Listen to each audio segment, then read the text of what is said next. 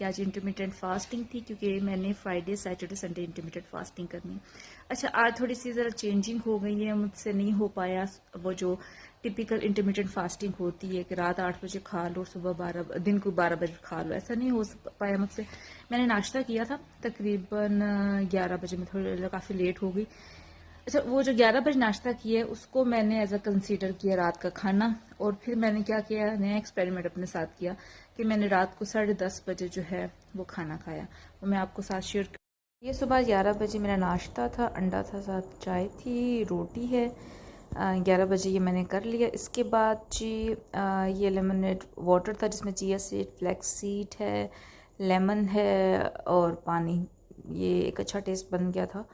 आप भी ट्राई कीजिएगा। ये फिर रात का जो मसाला चिकन मैंने बनाया, इसके इंग्रेडिएंट्स थे प्याज, टमाटर, ये सारे मसाले वगैरह है, और ये इसकी फाइनल लुक थी।